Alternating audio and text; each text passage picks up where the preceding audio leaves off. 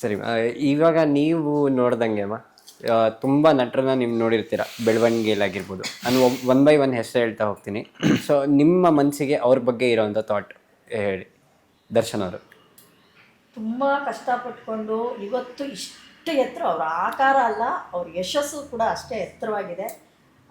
ತುಂಬ ಒಳ್ಳೆ ಹೃದಯವಂತ, ತುಂಬ ಸಹಾಯ ಮಾಡಿದ್ದಾರೆ. ಅವ್ರಿಗಿರೋ ಫ್ಯಾನ್ ಬೇಸ್ ಕ್ರಿಯೇಟ್ ಮಾಡೋಕ್ಕೆ ಇನ್ನೊಬ್ಬ ನಟನಿಗೆ ಸಾಧ್ಯನೇ ಇಲ್ಲ. ತುಂಬ ಜನ ಫ್ಯಾನ್ ಫಾಲೋವರ್ಸ್ ಇದ್ದಾರೆ. ನೋಡ್ತಾ ಇದ್ರೆ ಖುಷಿ ಆಗುತ್ತೆ, ಸಂತೋಷ ಆಗುತ್ತೆ. ಅಪ್ಪು ಅವರು, ನೀವು ಆ್ಯಕ್ಚುಲಿ ಅಪ್ಪು ಅವ್ರ ಫ್ಯಾನ್ ಅಂತಲೂ ಗೊತ್ತು. ಇಲ್ಲೇ ಇದ್ದಾರೆ ನೋಡಿ. ಹಾಂ. ಅವ್ರ ಬಗ್ಗೆ ಸರ್, ದೇವ್ರ ಬಗ್ಗೆ ಮಾತಾಡೋಕ್ಕೆ ನಾವು ಯಾರು ಸರ್? ದೇವ್ರ ಬಗ್ಗೆ ಮಾತಾಡೋಷ್ಟು ಶಕ್ತಿ ಆಗಲಿ, ಸಾಮರ್ಥ್ಯ ಆಗಲಿ, ಅಥವಾ ಅರ್ಹತೆ ಆಗಲಿ ನಾವು ಸಣ್ಣ ಮನುಷ್ಯರು, ನಮಗೆ ಅದಿಲ್ಲ. ಅವರು ಅಲ್ಲಿದ್ದಾರೆ. ಆದರೂ ಹೇಳಬೇಕು ಅಂದರೆ, ಸತ್ತ ಮೇಲೆ ಬದುಕೋದಿದೆಯಲ್ಲ ಅದೇ ಜೀವನ. ಎಲ್ಲರೂ ಹುಟ್ಟುತ್ತಾರೆ, ಸಾಯ್ತಾರೆ, ಅದು ಬೇರೆ ಸರ್. ಸತ್ತ ಮೇಲೆ ಬದುಕೋದಿದೆಯಲ್ಲ. ಈಗ ನೋಡಿ, ಒಬ್ಬರು ಅಪ್ಪು ಇವತ್ತು ಎಲ್ಲಿದ್ದಾರೆ ಅಂದರೆ ಎಲ್ಲರೂ ಹೃದಯದಲ್ಲಿದ್ದಾರೆ. ನಮ್ಮ ಕರ್ನಾಟಕ ಅಂತನಲ್ಲಿ ನಾನು ಒಂದು ತೆಲುಗು ಸೀರಿಯಲ್ ಮಾಡ್ತಾ ಇದ್ದೀನಿ, ಅಲ್ಲೂ ಅಷ್ಟೇ ಸರ್. ಎಷ್ಟು ಜನ ಅವ್ರಿಗೆ ಫ್ಯಾನ್ ಫಾಲೋವರ್ಸ್ ಇದ್ದಾರೆ ಅಂದರೆ, ಒಬ್ಬ ಕಾಸ್ಟ್ಯೂಮ್ ಡಿಸೈನರ್ ಆಕೆ ಸ್ಟೇಟಸ್ಗೆ ಅವ್ರದ್ದು ಅಪ್ಪುದು ಫೋಟೋ ಹಾಕ್ಕೊಂಡಿದ್ರು. ನಾನು ಏನು ಇವ್ರದ್ದು ಫೋಟೋ ಹಾಕ್ಕೊಂಡಿದ್ದೀರಾ ಅಂದರೆ, ಅಯ್ಯೋ ಅಮ್ಮ, ನಾನು ಅವ್ರು ಹುಟ್ಟಿದ್ದೀನೇ ಹುಟ್ಟಿರೋದು, ಅವ್ರ ಬಗ್ಗೆ ತುಂಬ ಕೇಳಿದ್ದೀನಿ, ಯಾವತ್ತೂ ನೋಡಿಲ್ಲ ನಾನು. ನನ್ನ ಜೀವನದಲ್ಲಿ ನಾನು ಏನಾರು ಮಾಡಬೇಕಂದ್ರೆ ನನ್ನ ಮದುವೆನೂ ಆಗಲ್ಲ, ನನ್ನ ಮಕ್ಕಳು ಬೇಡ, ಸಂಸಾರನೂ ಬೇಡ, ನಾನು ಸಂಪಾದನೆ ಮಾಡಿರೋದೆಲ್ಲ ಅಪ್ಪು ಅವ್ರ ಥರ ಎಲ್ರಿಗೂ ಹೆಲ್ಪ್ ಮಾಡಬೇಕು ಅನ್ನೋ ಒಂದು ಏಮ್ ಇಟ್ಕೊಂಡಿದ್ದೀನಿ. ಮತ್ತು ಹಂಗಂದಿದ ತಕ್ಷಣ ಇದು ತೋರಿಸ್ದೆ, ಏನಿದು ಅಂತ ಕೇಳೋರು, ನೀನು ಏನು ಮಾತಾಡ್ತಿದ್ಯಲ್ಲ ಅದೇ ಅಮ್ಮ ಇವರು ಅಂತ. ಆ ದಿನ ಸೆಟ್ಟಿಗೆ ಬರೋದು, ಕೈ ಕಿಸ್ ಮಾಡೋದು, ನನಗೆ ಅಪ್ಪವ್ರು ನೋಡ್ದಂಗೆ ಆಗೋದು. ಅಂದರೆ ಅಂಥ ಒಂದು ಅಭಿಮಾನ, ಪ್ರೀತಿನ ಇಟ್ಕೊಂಡಿದ್ದಾರೆ. ಅವ್ರ ದೇವರು ಸರ್. ಅವ್ರ ಬಗ್ಗೆ ಮಾತಾಡೋಕೆ ನಮ್ಗೆ ಅರ್ಹತೆನೇ ಇಲ್ಲ. ಇಲ್ಲೇನಿದೆ ಅಂದರೆ ಟ್ಯಾಟೂ ಇದೆ ಅಪ್ಪು ಸರ್ದು. ಹಾಂ. ಇದು ಅದಕ್ಕೆ ತೋರಿಸ್ತಾ ಇದ್ದಾರೆ. ಇದು ಸ್ಟಾರು, ಇದು ಅಪ್ಪು ಅಂತ, ಪವರ್ ಸ್ಟಾರ್ ಅಂತ. ಇದು ನಮಗೆ ಅನ್ಕೊಂಡಿರೋದು. ಇದು ಯಾಕೆ ಇದು ಹಾಕ್ಸಿದ್ದಾರೆ ಅಂದರೆ, ನನ್ನ ತಮ್ಮ ಸೇಮ್ ಹಿಂಗೆ ಹಾಕ್ಸ್ಕೊಂಡಿದ್ದ, ಇಲ್ಲ ಹಾಕ್ಸ್ಕೊಂಡಿದ್ದ.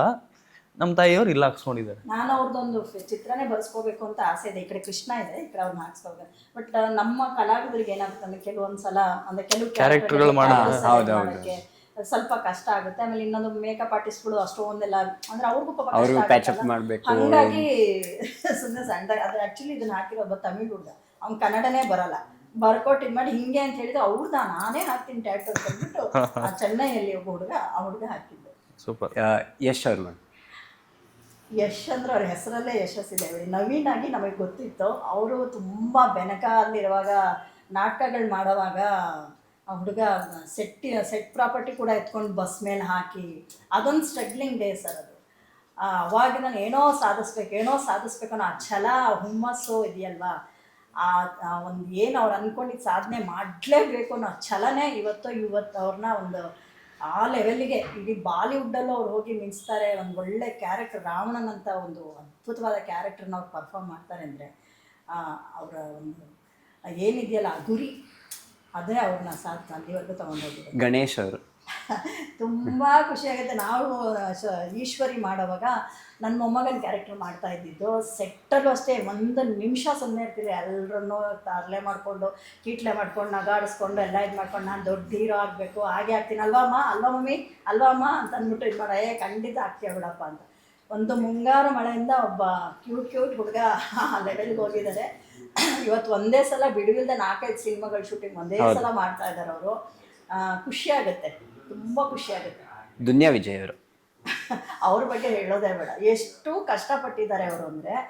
ಸುಮಾರು ಸೀರಿಯಲ್ಗಳಲ್ಲಿ ನನ್ನ ಜೊತೆಗೆ ಕ್ಯಾರೆಕ್ಟರ್ ಅಂದರೆ ಆ ರೌಡಿ ಕ್ಯಾರೆಕ್ಟರ್ಗಳು, ರ್ಯಾಂಪ್ ಕ್ಯಾರೆಕ್ಟರ್ಗಳು ಮಾಡ್ತಾ ಇದ್ನಲ್ಲ. ಒಂದು ಸೀರಿಯಲ್ ಶೂಟಿಂಗ್ ನಡೆಯುವಾಗ ಮೈಲ್ಸಂದ್ರ ಗೊತ್ತಲ್ಲ ನನಗೆ, ಆ ಮೋರಿ ನೀರಲ್ಲಿ ಇಳಿದು ಫೈಟ್ ಮಾಡೋಂಥ ಸೀನು ಬೇರೆ ಇದು ಮಾಡಿ, ಇಲ್ಲ ನಾನು ಅಂದರೆ ಅಷ್ಟು ಡೆಡಿಕೇಶನ್ನು. ನಾನು ಏನೋ ಒಂದು ಸಾಧಿಸ್ಬೇಕು ಅಂದರೆ ಸಣ್ಣ ಪುಟ್ಟ ಕ್ಯಾರೆಕ್ಟರ್ಗಳು ಮಾಡಿಕೊಂಡು ಇವತ್ತು ಆ ಲೆವೆಲ್ಗೆ ಒಬ್ಬ ಹೀರೋ ಆಗಿ ದುನಿಯಾ ಅಂತ ಒಂದು ಹಿಟ್ ಪಿಕ್ಚರ್ನ ಕೊಟ್ಟು ಡೈರೆಕ್ಷನ್ ಮಾಡಿ ಆ ಸಿನಿಮಾಗಳು ಪ್ರೊಡ್ಯೂಸ್ ಮಾಡಿ ಇವತ್ತು ಅಷ್ಟು ಮಟ್ಟಿಗೆ ಬೆಳೀತಾರೆ ಅಂದರೆ ಅವತ್ತು ಅವರು ಕಷ್ಟಪಟ್ಟಿದ್ದೆ. ಮಾರನೇ ದಿನ ಸ್ಕಿನ್ ಎಲ್ಲ ಪ್ಯಾಚಿಯಾಗಿ ಬೊಬ್ಬೆ ಎಲ್ಲ ಬಂದ್ಬಿಟ್ಟಿತ್ತು. ನಾನೇ ಬೈದೆ, ಏನಪ್ಪ ನೀವು ಹಿಂಗೆ ಮಾಡ್ತೀರಾ, ಏನಾರು ಹೆಚ್ಚು ಕಡಿಮೆ ಆದರೆ ಏನು ಅಂತ. ಕೆಲಸ ಮಾಡಬೇಕು. ಇಲ್ಲ, ಈ ವಿಚಾರ ತುಂಬ ಹೇಳ್ತಾರೆ ಸರ್. ಅಂದರೆ ಅವತ್ತು ನಾನು ಚಿಕ್ಕ ಹುಡುಗ ಇನ್ನ ಶೂಟಿಂಗ್ ಮುಗಿಸ್ಕೊಂಡು ಬಂದಾಗ ನಾನು ಕೂರಿಸ್ಕೊಂಡು ಹಿಂಗೆಲ್ಲ ಆಗಿತ್ತು. ನಾನು ಕೂರಿಸ್ಕೊಂಡ್ರೆ ನಾವು ಒಟ್ಟಿಗೆ ಕೂತ್ಕೊಂಡು ಊಟ ಮಾಡ್ತಿರ್ತೀವಲ್ಲ, ಅವಾಗ ನಮ್ಮ ತಂದೆಯವ್ರಿಗೆ ಹೇಳೋರು ಹಿಂಗಾಯ್ತು, ನಾನು ಮೊರಿಗೆ ಇಳಿದ್ಬಿಟ್ರಾ ಹಂಗ, ನಮಗೆಲ್ಲ ಅವಾಗ ಚಿಕ್ಕ ಸ್ಮೆಲ್ ಹೋಗಿಲ್ಲ ಎಲ್ಲ ಆಗ್ತಾ ಇರಲಿಲ್ಲ. ಮೊರಿಗೆ ಇಳಿದ್ಬಿಟ್ರ, ಮೊರಿಗೆ ಆ ಥರ ಮೊರಿಗೆಲ್ಲ ಎಳಿತಾರೆ, ಹಂಗೆಲ್ಲ ಇರ್ತಾರ. ಅವ್ರನ್ನೆಲ್ಲ ನೋಡಿ ಕಲಿಬೇಕು ನೀವು ಅವರೆಲ್ಲ ಈ ಥರ ನೋಡಿ ಡೆಡಿಕೇಶನ್ ಹೆಂಗಿರುತ್ತೆ ನೋಡಿ ಅಂತ ಅವ್ರನ್ನೆಲ್ಲ ತೋರಿಸಿ ಪಾಠ ಮಾಡಿದ್ದಾರೆ. ಆ ಒಂದು ಹಪಹಪಿ ಇರುತ್ತಲ್ಲ, ಕೆಲಸ ಮಾಡೋಕೆ ಏನೋ ಒಂದು ಸಾಧನೆ ಮಾಡಬೇಕು ಅನ್ನೋ ತುಡಿತಾ ಇರುತ್ತಲ್ವ, ಅದೇ ಇವತ್ತು ಇವ್ರುಗಳನ್ನೆಲ್ಲ ಆ ಮಟ್ಟಕ್ಕೆ ತಗೊಂಡೋಗಿ ನಿಲ್ಲಿಸಿರೋದು.